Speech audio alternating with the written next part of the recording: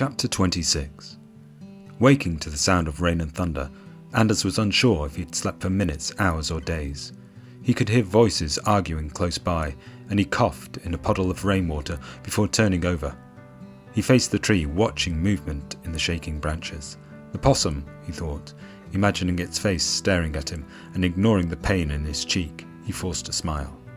Everything seemed to him more beautiful now, and through his blurry vision, the colours began to mix together like a Jackson Pollock painting, and in the middle of this painting, surrounded by the dots of green, brown, grey, black and white, was his friend, the beautiful face of the possum. "You rascal," he smiled. "You've been there the whole time." The voices were still arguing, and now he recognised that Henry was one of them. "Move, or I'll knock you out." "Relax, Henry, it's a party." "You've beaten him up, I heard him." "He's just had a few."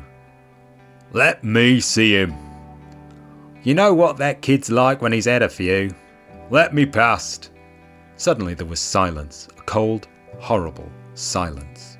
Anders thought, and he turned away from the tree, looking into the room, seeing an expressionless Henry with his hands holding his stomach. Blood was on his fingertips. Sweat was on his face. He staggered backwards towards the wall. He looked over his hands, staring at the handle of Steve's pocket knife hanging from his stomach. He groaned and tugged it gently with both hands. Nothing gave. He tried again, more forcefully this time, still groaning. Still nothing gave. The blade had stuck. "One down," Steve laughed, kicking the door shut, smiling as Henry's knees began to bend. "You don't mess with me," he said. "Nobody does." Both Anders and Steve watched his body dropping slowly against the wall. He was breathing faster and faster, his eyes staring at the astonishing amount of blood he was producing. "Nobody does," Steve said again. He returned to Anders and lifted him from the floor, relocking his famous chokehold, both arms this time, madman style. "Best get this done fast," he said. "I was planning to enjoy this, but I've been disturbed." Anders was wheezing, his bare feet slipping and sliding on the wet decking. He faced Henry. They looked at each other. They reached out with their trembling hands as though trying to comfort each other, as though they knew death was coming and they were leaving this world together. And that was okay, because they had each other. They wouldn't be between worlds alone. "Fucking joking me?" Steve then said, looking into the room. "I'll not have enough 50-cent pieces to go round." Through his blurring vision, Anders noticed two silhouettes appearing beside Henry's body.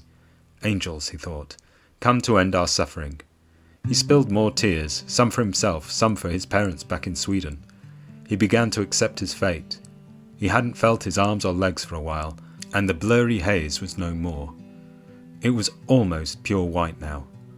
That's all he could see, pure white, and the ringing had stopped too. "This is it," he thought, closing his eyes. "This is it. It is time." "Don't just stand there," Andrew said, dropping Henry's body in the corridor. "Do something." "What? What shall I do?" They argued and skidded their feet in Henry's blood. "You help him. You fucking help him." "But what's Gary Garrison doing here?" John asked. "What's he doing with that 50-cent piece?" "Hang around and you'll see," Steve said. "Hang around after that and you'll have your own." "Look," Andrew said. "He's killing him." "Okay," John said. "Let's get the fucker." "Yeah, together, on 3, Andrew said. "We'll get the fucker." "On 3, John said. "I don't think he's got 3 left in him." They looked at Anders' blue face and soaking wet hair. Thunder cracked in the sky and more rain followed, hitting the decking faster, harder. In the rain on the car park, some girls were now watching, with wet faces, all of them screaming, pointing their fingers towards Anders and Steve. "Hurry up and die," Steve said, tightening his grip. Then suddenly he let go. A flash of lightning had sent the possum scared from its tree. It clung to Steve's bald head now. There was more thunder, more screams as he crashed into the table, tripped over chairs, stumbled on Anders' lifeless body.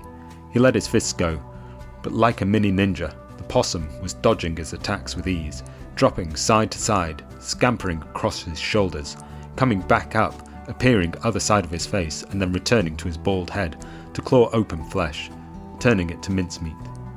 It showed no injury now, moving with speed, precision, and purpose, sinking its claws into Steve's eyes, sending him from one end of the balcony to the other. On the wet decking, he slipped and got up quickly, still trying with his punches, but he was too slow for the possum, too sluggish. His hooks, jabs, power bombs, madman specials were all mistimed, and those that did land, landed only on himself, as though he were boxing his own face in. Now he staggered back towards the edge of the balcony, leaning on the old wood with his lower back against it. The barrier creaked, cracked, and swayed as it always did, and he swayed backwards with it, like a troubled boxer on the ropes. "Come away!" the girls screamed on the car park. "It won't hold you!" He was slipping in the rain, his body pressing more weight on the barrier, continuing to swing punches, continuing to miss until the wood snapped, making a V shape. He fell further with it. He looked around, squinting, his eyes clogged up with blood. There was another snap, then another. The girls on the car park cupped their mouths with their hands, shouting for him to lean forward. "Lean forward, for God's sake! Lean forward!" They screamed and backed away as bits of wood fell toward them. "Get away, it's breaking!" But he fell in further, as if trapped in a giant catapult.